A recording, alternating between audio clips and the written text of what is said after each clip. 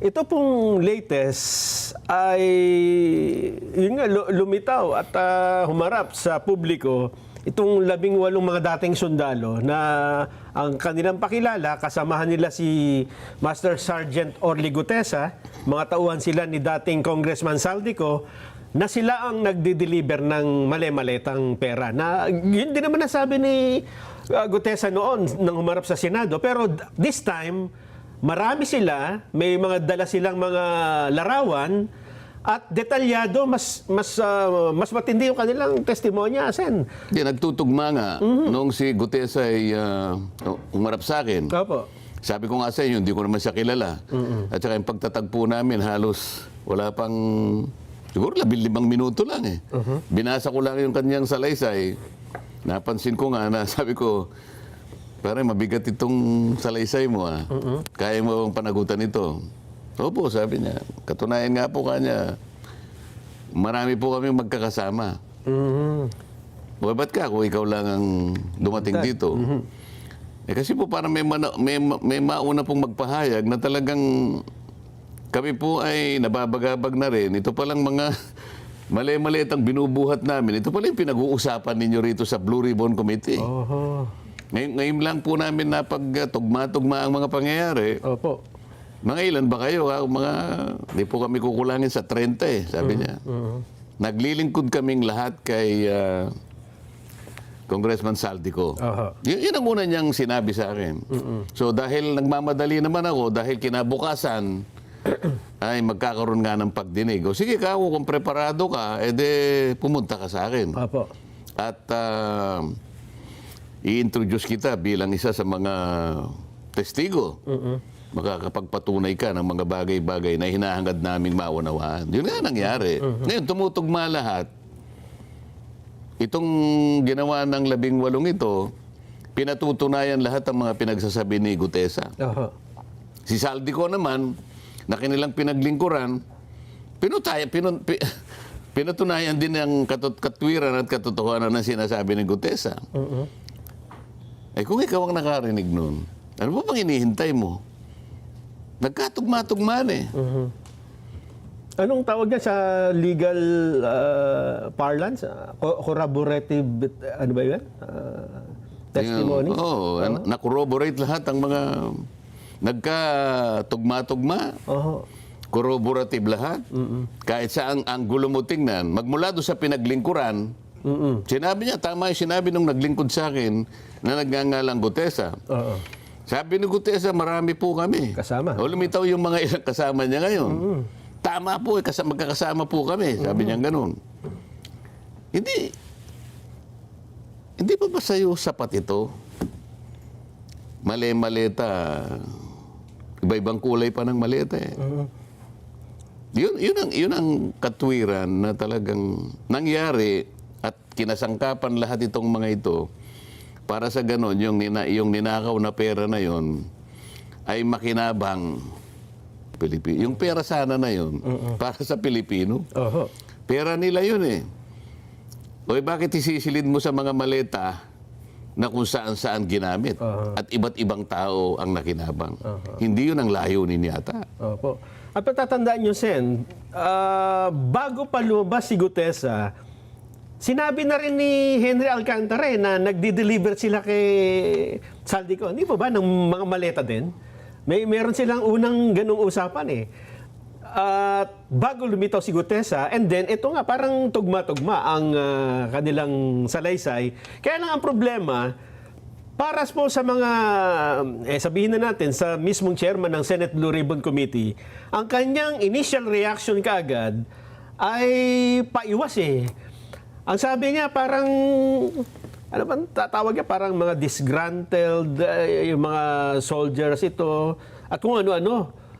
Hindi yung tinignan niya yung kung ano sinasabi, kundi kung sino ang mga ito, Sen. O kung ikaw lang, nahalata mo na eh. Kasi kung bilang isang chairman ng Blue Ribbon, alam naman niya yung katungkulan, alam niya yung pinaka-function ng Blue Ribbon. Ito ay talagang umuusig sa mga katiwalian eh. Opo. Yung unang bahagi ng tuntunin ng Blue Ribbon Committee ay tinatawag yung ini-indicate yung malfeasance, nonfeasance, misfeasance. So lahat ng bahagi ng panunungkulan nakipinalooban ng lahat ng pagkakamali. Kaya nakalimutan mo, kaya sinadya mo, kaya hindi mo sinadya, pero ang epekto, nagkamali, nagkaroon ng aggrieved party. Sakop mo lahat yun eh. Opo. Kailangan mong tuntunin, kinakailangan mong siyasatin, kinakailangan mong imbestigahan. Yun ang mandato eh. Yun ang mandato. At sa pag-iimbestiga mo na yon, kalakip yung tinatawag na in aid of legislation. Gamitin mo yung mga bahagi ng nakita mo sa iyong pag-iimbestiga para makapaghabi ka ng panukalang batas na maaari mong maisulong. Hindi lamang para mapanagot mo yung nangyari, kung hindi para wag nang maulit ang mga ito. Dapat, yun ang nasa pinakaunang priority mo. Opo. Ngayon, kung maraming nagbo-volunteer na mga tao mula sa umpisa, ito napansin naman ninyo eh. Bakit ang nangyayari, hindi mo tuntunin yung mga bakas ng mga tao, sundan mo lang eh. Isa naman ang nagsabi, I would like to emphasize one thing. Yan. Sabi niya, I will go wherever the evidence will lead me. O pwede, napakaganda nun. Napakarami ng batas eh. Napakarami ng bakas. Napakarami ng iniwang mga pwede mong tuntunin. O bakit na imbes na tuntunin mo, sasabi mo, teka muna, bakit February 24, parang yata kanyang may halong politika. Ba't itinaon? Mga ganun, yung timing. Kung ako naman ang mag-iisip, palagay ko, kaya nila siguro ginamit ang, ito naman, sarili ko lang. Kaya na siguro ginamit yung 24 kasi alam nila, yung araw na yon ay pagsisimula ng isang people power revolt. Ano? Gusto nilang bigyan ng dramatization. Oo nga, pero. Ano naman masama ron? Makakapamili ka ba ng araw kung saan mo gustong sabihin o isiwalat ang nalalaman mo? Namili lang siya ng araw na yon. Ako kahit na anong araw pa yon, ang importante, tama ba yung dapat ba nating suyurin, dapat ba nating sundan ang mga isiniwalat nila?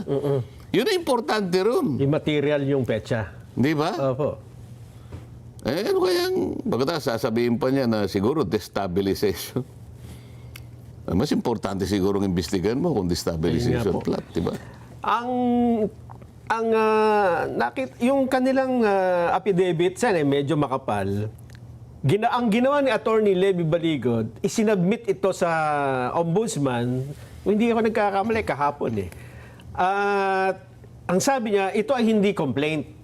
Parang in-refer lang niya yung affidavit, bahala na ang ombudsman kung ano ang gagawin niya rito. Tama naman yun eh. Sa mandato ng ombudsman, Nelson, sa mga kababayan nating nakikinig, kahit na kwentong kutsero lang yun eh, kapag may nilalaman na sumbong yun, pwede niyang pagbasihan yun eh. Sinasabi ko nga palagi, kahit napanaginipan mo lang, Opo. at sinabi mo sa ombudsman, pwede niyang bigyan ng panahon yun. Ito pa kaya? Hintayin mo ngayon, anong gagawin? Dito mo masusukat ngayon. Tama yung ginawa nila eh. Binigyan mo ng kopya itong ganitong opisina. Binigyan ba niya yung NBI? Hindi po. Halimbawa, binigyan niya yung NBI. Ito kasing dalawang DOJ sa ilalim ng NBI. Ang NBI nasa ilalim ng pamamahala ng DOJ. Opo. Itong dalawang ito ay parte ng prosecutorial arm ng ating bansa.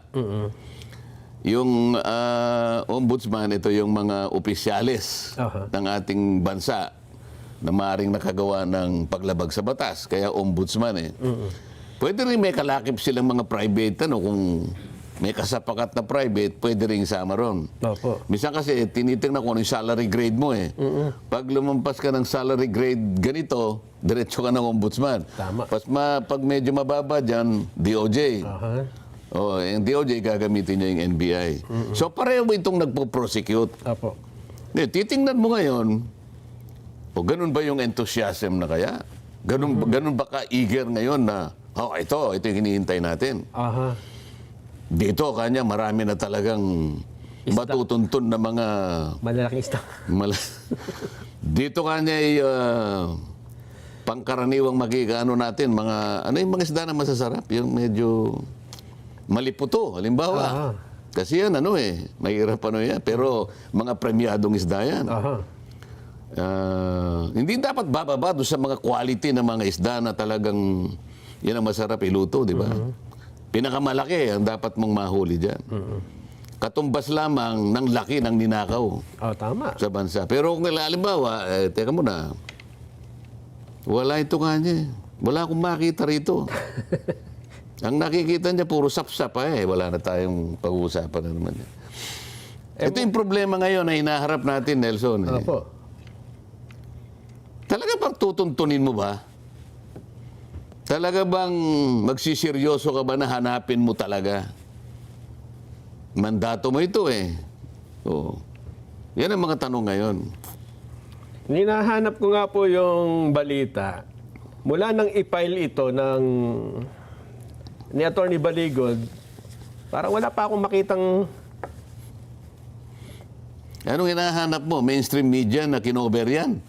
Ayun, yun. Ang nakita ko lang, kayo lang naawa pa nga ako sa inyo ni Jen Sabi Yung ko, simula, tingnan mo na. nung lumabas yung mga oo, tama. Yung unang araw. Hindi ba ako nakita ng mga malalaking mga news networks ito? Mga radio, television networks? Hindi isa ito, hindi dalawa, hindi 11 yata ito Oo. Pangkaraniwan na, alam mo, sa amin doon. Meron lang nagsabi na, Sen, anong masasabi mo kanya doon sa hamon sa iyo ni Commodore Tariel na pumunta kayo sa Calayan Island Group? Yan. Ano bang napaka-importante na yun? Yung ba yung pag-uusapan natin? Headline yan. Pero ito, kumisan dyan, alam mo, yung ating mga kababayan, mapagmasid yan. Wag mong mamaliitin yung kakayahan ng pag-aanalisa sa mga pangyayari. Ang akala kasi nila, kung ba ang tao, lalo ng Pilipino, mapagpasensya, inaakala nila siguro na, hindi, mga ilang araw lang yan, makakalimutan. Hindi. Hindi ako naniniwala. Itong lawak at karumal-dumal na pagnanakaw na to, kahit ano pang gawin mong pagtatakip. Ang daming pagtatakip ngayon. Si Senador Marcoleta, sinabi niya, hihiwalan niya yung Kalayaan Island Group sa teritoryo ng Pilipinas. Isip-isipin mo, kahit hindi ko sinabi, gagawa ng paraan. Para lamang mailihis.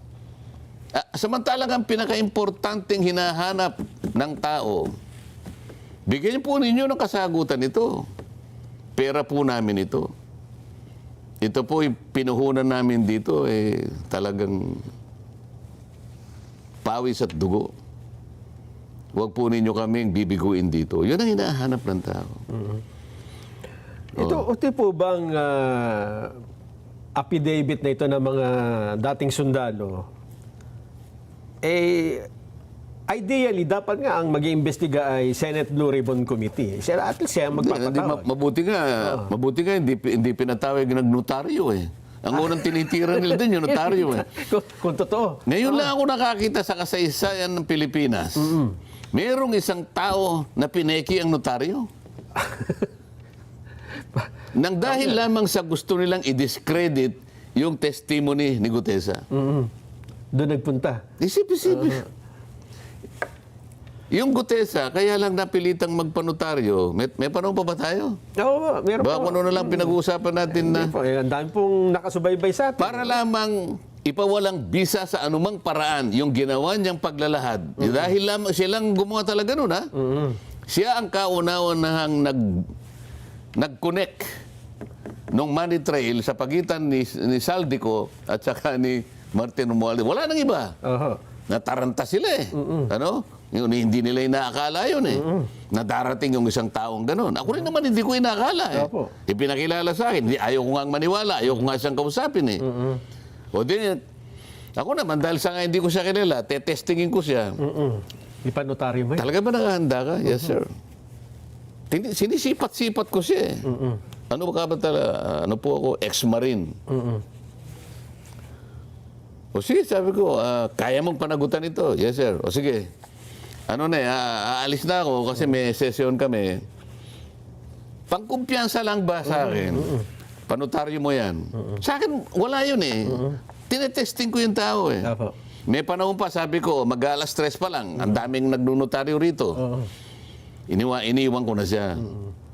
Pagbalik niya sa akin kinabukasan, nakanotaryo talaga. Yung bang taong yun, meron pa ba siyang panahon Para ipek. para mag-imbento ng yung seal na ganon? Yung lamang stampad na, di ba, may stampad, pag ginanon mo doon sa, nandun yung notarial details nung ano. Opo. Tapos iimbentuhin pa niya yung number ng page number, doc number, series of 2020.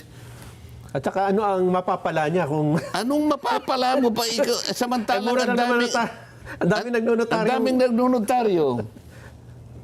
Hindi ba naiisip ng mga tao? Common sense. Oh, pagkatapos kumasangkapan sila, kung mo pangkaraniwa, hindi ko po nilalahat sa mga nagnonotaryo, mga abogadong nakikinig ngayon. Pero ang karamihan po ng mga nagnonotaryo sa ating bansa ngayon, hindi po talagang yung abogadong pumipirma. Meron po siyang ginagamit na mga lang staff. Apo. Hindi isa, hindi dalawa, maring mas marami po siguro sa 5. Depende sa lawak ng kanyang gustong area na magnotaryo. Isa lamang yun, siguro sa opisina sa Pasay, ang nakita ni Gutesa, yun ang pinirma. Yung available, opo. Ngayon, napuntahan kagad yung, yung nagnotaryo yung babae. Nakaisip ka agad ng idea eh. Ang idea, hindi naman talaga umaharap ang mga abogado. So yun. Oh, hindi ko pirma yan, sabi Ayun, ng abogada. Hindi nga niya pirma yun. Hindi niya pirma yun. Kasi ganun talaga sila magnotaryo. Sino ngayon ang dinikdik? Si Gutesa. Tinakot. Sabi niya, pinolsify mo kanya ang notarial register ni attorney bla bla bla. Kakasuhan ka. Kinasuhan ng falsification kung ano-ano. Pati ako tinakot eh. At pati na yung mga taong gumamit sa kanyang sworn statement ay may pananagutan. Ganun, okay lang, sabi ko. Paano ngayon? Nakakita, sa unang investigasyon ko pa lamang doon sa notarial documentation, register nung abogada, nakakuha na kami ng 44 pieces of notarized documents na sinabmit niya sa opisina ng Clerk of Court ng Maynila, na kung saan sinasubmit ang mga notaryo. Meski pa paano mo titingnan, malayo-malayo doon sa pirma niya. Iba-iba. At hindi lang isa, iba-iba. 44 kagad na ako. Hindi pa kami tapos sa paano niya sasabihin ngayon? O ibig mo sabihin itong 44 na ito, peki lahat ito? Sinabmit mo sa opisina ng Clerk of Court ng Maynila. Sa ilalim ng pamamahala ng executive judge na kinasangkapan din nila para gumawa ng order na may pagkukulang nga si Gutesa at kung sino man ang gumamit nito ay may pagkakala rin. So ang ginawa ko, dinimanda ko silang pareho. Magkaalaman na tayo. Ako po hindi ako nananakot eh. Ako mulat mula pa kung ano ang totoo. Yun po lamang ang tuntunin natin. Huwag po tayong lilihis sa hindi totoo. Kahit po saan tayo makarating. Tsaka doon lang ako nakakita na mas mabigat ang kasong notaryo kaysa doon sa pagdi-deliver ng milyon-milyong pondo ng... Hindi, kaya lang nila ginawa para nga i-discredit, para pawalan ng bisa, sapagkat siya lamang ang tumunton mula kay Saldico, idinugtong niya kay Martin Romualdez. So yung yung nagpasimula ng maleta. Yung sistemang ito na ginawa kay Gutesa, ito rin ang ginagawa dito sa 18 humara. Yan din ang gagawin. Kasi kung ang talagang pakay mo ay hindi mo tuntunin, hindi mo hanapin kung sino talagang malanging isda, so ang gagawin mo ngayon, papalayo ka. Papalayo ka, papunta ka sa mga butete. Di ba? Sa mga sapsap. Sa mga dilis, yun ang gusto mo eh. Ihiwalay mo ngayon yung malalaki. Ayun, taong bayan. Hindi po. Naghihintay po kami. Huwag niyong mamaliitin po ang aming kalagayan ngayon. Naghihintay po kami. Aha. Yun ang dapat mong ibigay sa tao. At yung Kinuha mo yung mandato. Ako nung kinuha nila, hindi naman masakit ang loob ko. Talagang ganyan eh. Yan ang patakaran eh. Kung sino yung majority, silang magbibigay ng blue ribbon. Nag-majority kami. Di ko naman alam na ganun lang pala kami kadali. De kinuha sa akin. O sa akin naman, mas nagustuhan ko pa nga, medyo nawalan ako ng pananagutan ang laki ng pananagutan na ito eh. Pero kahit na mabigat, kahit mahirap, sinubukan ko. Opo. Nag-umpisa pa lang ako 17 congressmen na ina-identify. Nag-uumpisa pa lang ako O siguro sa takot nila, teka mo, alisin mo na doon, baka kung sino pang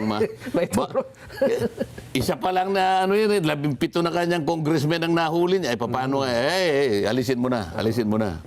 Ayun nga. Utang na loob, alisin nyo na siya. Palagay ko gano'n baka nag-away-away na sila, di ba? Pwede sa akin naman, di okay. O sabi nila, mas magaling ito. Sabi nila, okay lang, walang problema sa atin yan. O ngayon, patunayan, gusto ko nga naman Kung mas sigit kang magaling, mas magagampanan mo, okay lang. Kasi alam mo kung sino mananalo rito? Ang bayan Bayan, opo. Bakit? Bakit gano'n na nangyayari?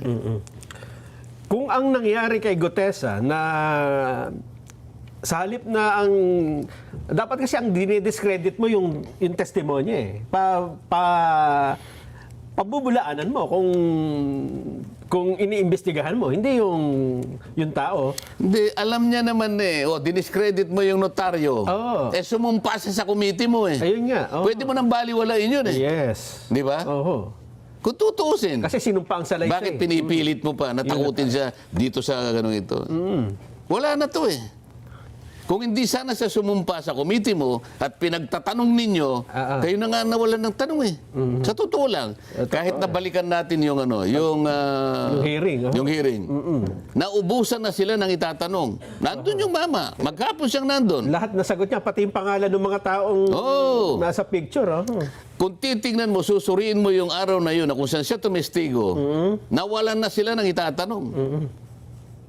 At tagal niya ron. Nung siya yung maglagay ng dalawang testigo, nung siyang itong huli. Yung dalawang babae na naka-face mask. Naglagay siya ng dalawang babae. Nakatakip ang muka. Walang testimony, walang sworn statement. Balikan natin si Gutesa. Nung iharap ko si Gutesa, may sworn statement. Binasa niya. Hindi nakatakip ang muka. Pinagtatanong siya. Yung dalawang babae yung siya. Nung tanungin nyo, yung dalawang babae, sino sumagot? Wala mo naman kung sino sumasagot, tatanungin mo pa. Yun ang pagkakaiba Okay? Oo.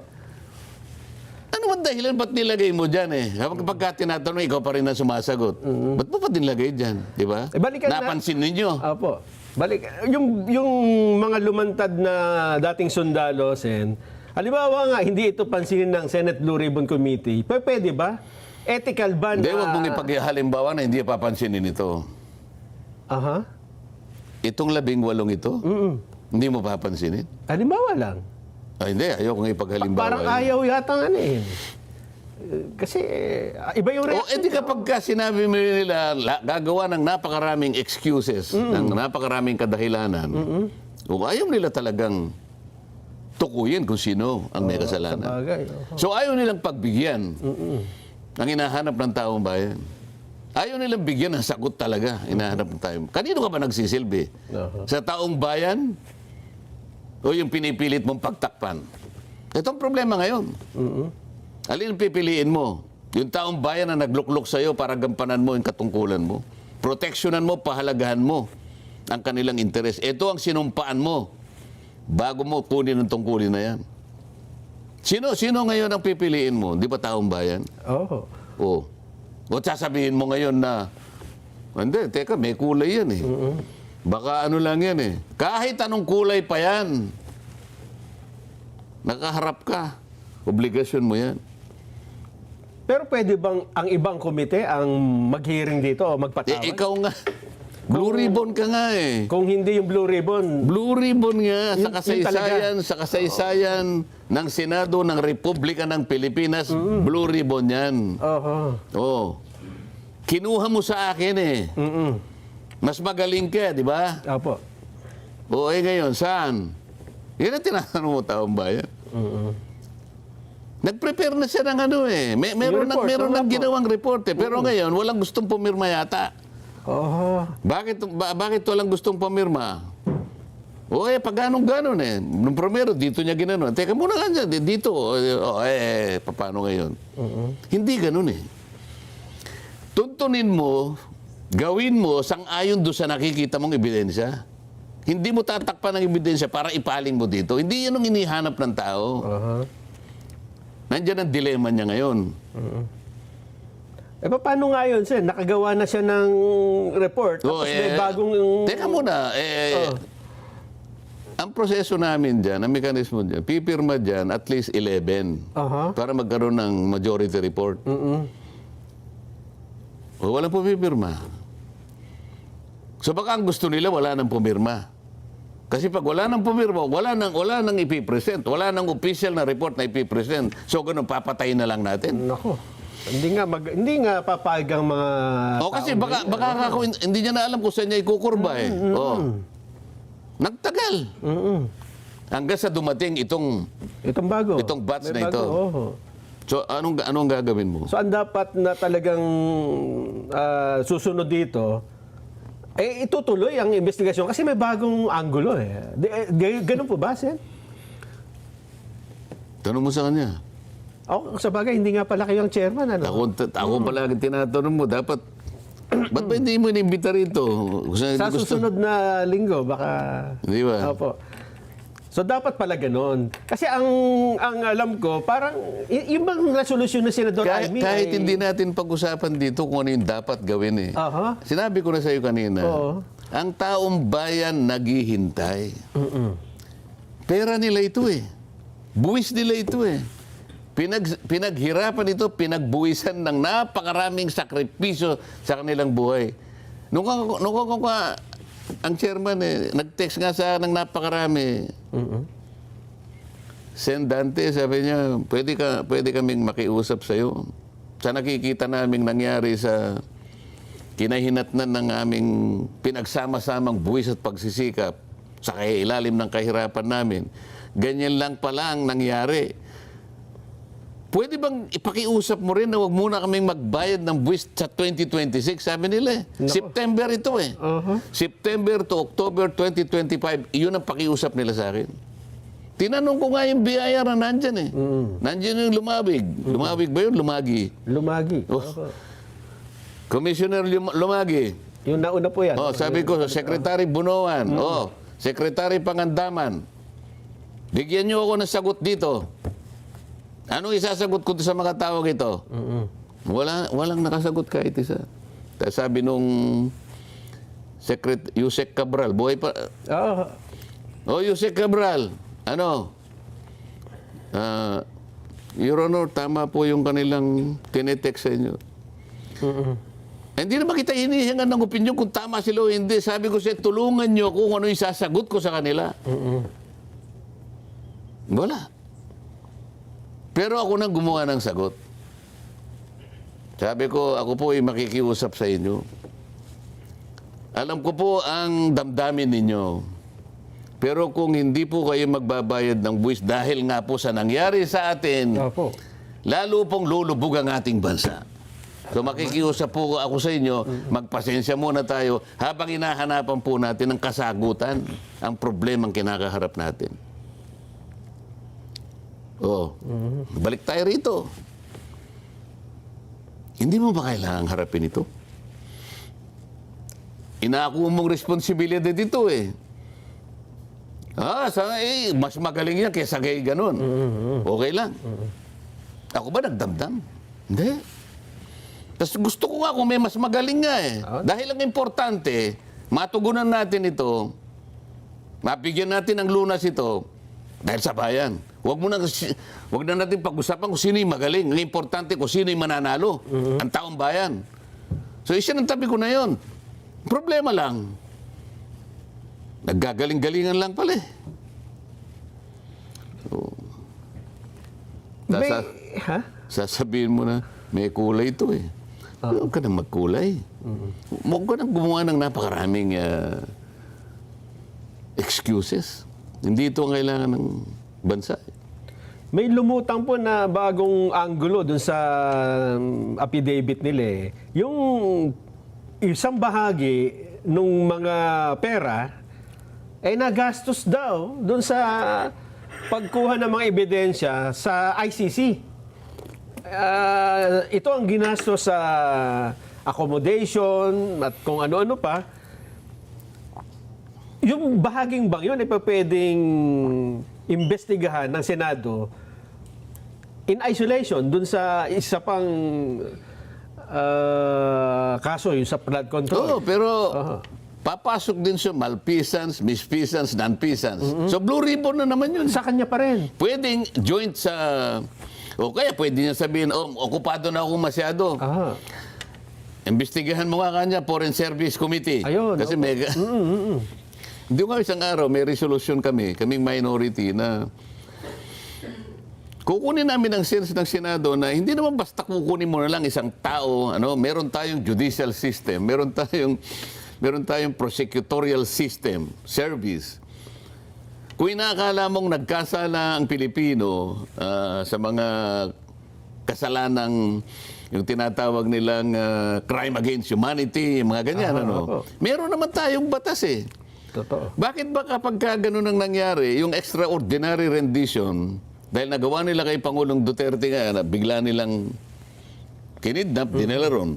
So pwedeng i-apply ngayon kay Senator Bato, kay Senator Bongo. Eh natakot nga yung mga kasama ko eh. Hindi na pumasok. So meron kami ngayon pinag-uusapan pa roon. Ang sabi namin, bakit tayo napapailalim sa isang treaty na hindi na tayo kumalas Wala na na tayo tayo. kumalas na tayo sa treaty na yun eh. Wala na tayo sa Rome Statute. Bakit nananaig pa yun? Ang totoo niyan, kahit siguro miyembro tayo, alin ba yung mas mataas, yung constitution natin o yung treaty? Mataas yung constitution natin eh. Anong nakasulat sa ating saligang batas? Napakalinaw nun. No one shall be deprived of life, liberty, or property without due process of law. Paano mo pananagutin yun? Maliwanag yun eh. Nakasulat yun eh. Constitution ito. Pagkatapos nagpadala ng red notice, nagpadala ng ganito, we will comply with our obligations under the blah, blah, blah. O teka muna, paano yung saligang batas mo? Yan ang napakaraming usapin. Pero kaya nga, ito na naman ang naliliis na naman yung flood control. Huwag tayo magkakamali, ha? Ang daming pinalilitaw. Yung iba namang mga issue, talagang importante naman. Ngunit huwag nating kakalimutan, kahit na nagdi-discuss tayo ng iba't ibang issue, huwag mong kakalimutan itong inihingi naman ng taong bayan. Yun sana yung manatili. Itong para kasing nawawala na ng pag-asa ang marami eh. Kaya muna, bakit wala yung taong bayan? Di ba may Vox Populi tayo? Wala po eh, Sen. Dahil gusto lang marinig yung paliwanag nyo dito. Dahil, yun nga, kumbaga sa boxing, puro salag, Sen eh. Puro salag lang ang nangyayari. At walang nakikitang kahit na aninag man lang ng pag-asa na, kaya naman nababanggit ko ito, Sen, ako din, nag-browse sa social media, yun po ang itinatanong ng marami, bakit nagkaganoon? Wala naman sumasagot eh, no? Di ba dapat silang sumagot? Totoo, opo. Tayo, discuss na tayo ng discuss. Pero dapat sila yung sumagot eh. So, anong gagawin natin ngayon? Ayun nga po. Ano kayang pwede natin gawin para magkaroon ng patutunguhan ito, Sen? So, isipin natin kung anong susunod nating gagawin, di ba? Sa bagay. Kailangan natin magpulong muna. Tayo lang bang gagawa nito? O... ang ibig ko sabihin ganito, dapat talaga sagutin ng pamahalaan ito. Di ba? Hindi mabuti na ito ay mananatili na nag-aantay yung taong bayan. Matagal na nating hinanap yung kasagutan. Ano ito? Patatagalin ba natin ito? Hanggang kailan ba sila maghahanap ng ebidensya? Napakaraming ebidensya na eh. Oo nga. Yun lamang, alam mo, yun lamang pinagsasabi ni Saldico. Ang dami niyang, ano bang tawag doon? Yung video niya. Anong tawag sa inyo? May technical term ba yun? Alin, video? Oo. Ha? Marami siya, parang 8 instances yung kanya. Parang mga series. Oo. Anong tawag nga sa inyo sa inyong mga pananalita kasi technical term 'yan eh. Ano-ano yung mga pinaggagawa niya through video, pinahayag niya. Kung saan man siyang lupalop nasa naran, pero pinadadala niya, nakikita natin. Anong tawag ba doon? Parang uploaded videos. Parang series. No, basta 'yun, nagkakaintindihan tayo. Marami siyang ibinahagi sa atin by installments. Sa bawat pagsasalita niya, nagsasabi siya ng mga bagay-bagay na talagang dapat usisain. Opo. Dapat himayin at imbestigahan. Ngunit sinasabi ng head ng Blue Ribbon Committee, hindi natin pwedeng patulan yan dahil sa yan ay hindi naman nasumpa eh. Hindi niya nasumpaan yan. Kailangan niyang gawin, pumunta siya sa pinakamalapit na consul, Philippine Consul o kaya Philippine Embassy. Sumumpa siya doon para sa ganun, subscribe yon at doon pa lamang tatanggapin ng Blue Ribbon. Kahit na siguro lumutang siya sa Zoom, pwede na nating gamitin yon. Hindi ganun eh. Kasi may pamamaraan ngayon eh. Tayo ay pumirma doon sa tinatawag na Apostille Convention eh. Apostille Convention. Nagkataon, The Hague na naman yun. Kung tawagin, The Hague Convention na naman yun. Opo. Hindi ko lang sa ulado, kundi 1961, 1960, mga ganun eh.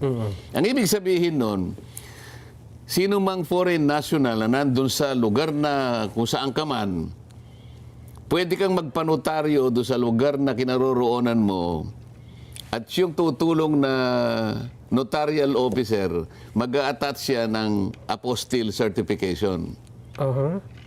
Ano magiging epekto niyan? Para ka na rin sumumpa doon sa consulate. At yung apostille convention na yun, inadapt ng ating Korte Suprema. Oo. Pwede kong ilabas sa kanila yung isang araw magkakaintindihan kami tungkol dyan eh.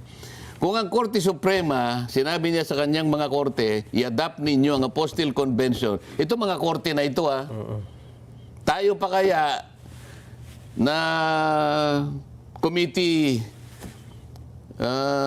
institutions lang ng komite, ang hindi mag-a-adapt nun? Ibig ko sabihin, kaya ko binabanggit ito, kung talagang gusto lang nilang gamitin yung mga sinabi ni Saldico. Doon pa lamang nakakalap na kayo ng napakaraming ebidensya para tapusin na natin ang problemang ito. Kaya lang patuloy nilang inililihis, patuloy na inililisya para sa gano'n ay hindi mo matuntun, hindi mo madiretso. Alam mo yung kapag ikaw naglalakbay ka, Nelson, yung dami ng ikot mo, nababagalan ng ano mo eh. Mas lalo, kahit sa ka pumunta, sabihin mo na nga. Mas lalo humahaba po yun. Pagka umiikot-ikot na gano'n. Umiikot-ikot ka, napapaikutan. Ang daming napapaikutan eh, di ba? Bumabalik sa dati. O, tingnan mo na lang ang gastos mo. Gasolina, lahat. Naiinip ang tao eh. Pati pasahero naiinip. Alam mo kung diretso yun?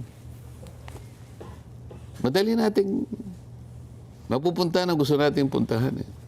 Ito, walang katapusang ikutan. Nakita mo, hindi mo pala nakita. Kami pa, ako meron akong kopya eh. Pati yung mga tao nga akusahan, hindi ko maintindihan, pinaghati-hati. Si ganito, tsaka si ganito, tsaka si ganyan. Sabi niya, for preliminary investigation. Ano? Oho. Si ganito, kanya, yung pinakamalaking isda, for further investigation. Sabi ko, teka muna, ano ba to? Yung malaking isda for further investigation. Kung ikaw ay sanay sa piskalya, ito yung pinakamalayo eh. Sa maaring usigin eh. Malayo. Kasi for further ano ko eh. Oy, muwi ka muna, for further ka eh. O kayo, umarap kayo bukas ha. Maghanap ka ng abogado. Yun ka agad. Oho. Sila meron ng talagang potential na ikaw for further ka lang. Paano? O lahat ng ebidensyang tutundo sa kanya pinaggaganon eh. Pinagpuputol eh. O for further ka lang. Wala kaming makita kanyang ebidensya na tutukoy kay ganito.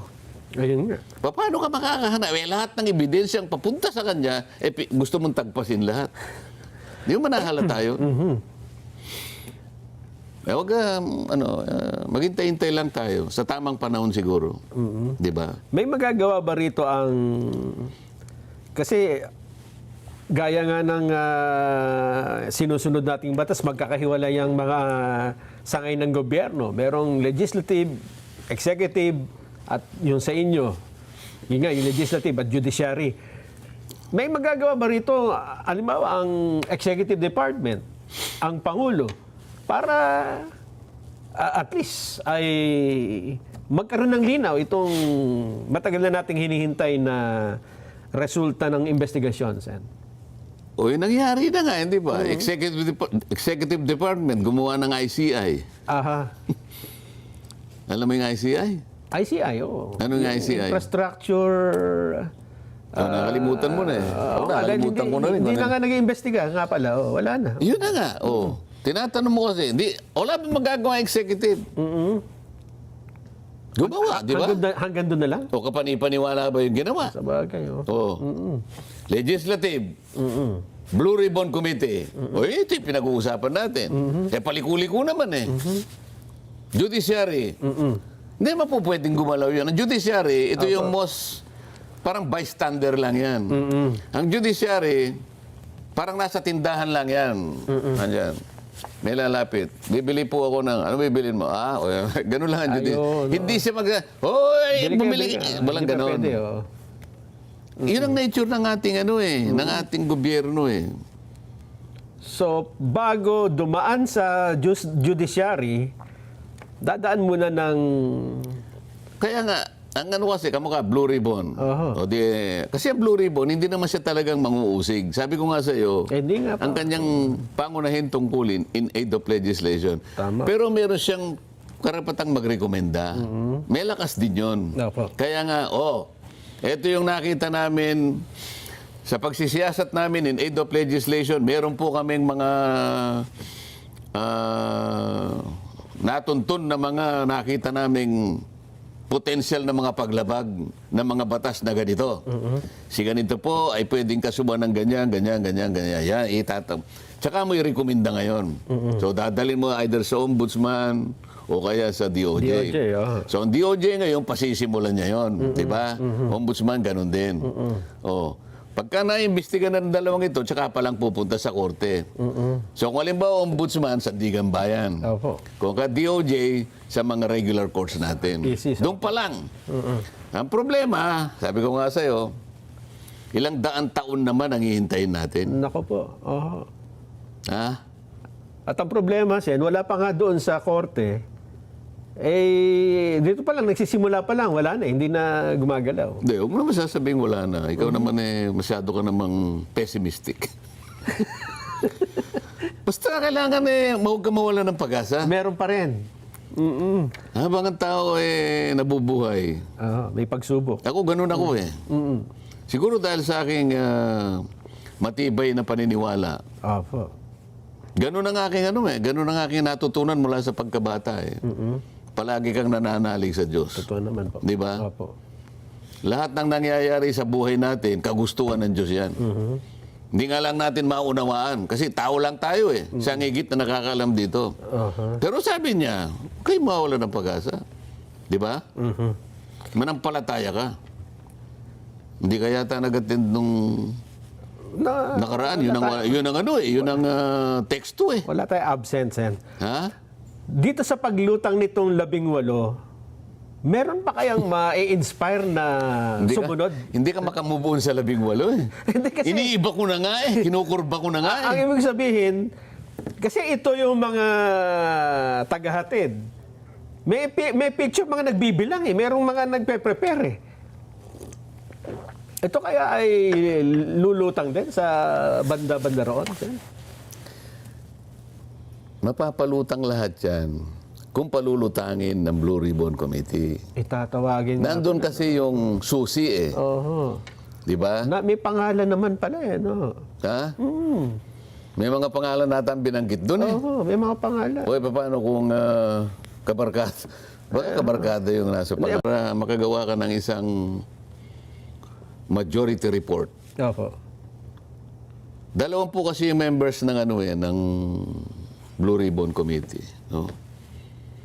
17 yung regular, 3 yung ex officio, kaya 20.